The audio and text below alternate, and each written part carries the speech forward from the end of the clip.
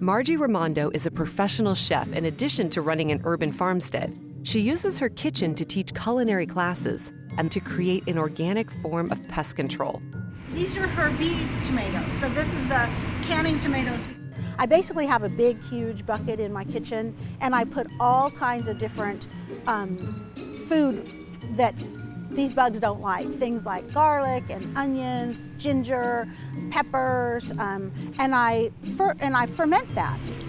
I just put these onions in now, so you can see they haven't fermented, but then you have all the other pieces and parts. It's just sitting there all the time, fermenting, fermenting, fermenting. Add to it, ferment, ferment. Then when I'm ready to do my bugs management, I basically take that, I add extra virgin olive oil that's been infused with chilies and extra virgin olive oil that's been infused with garlic.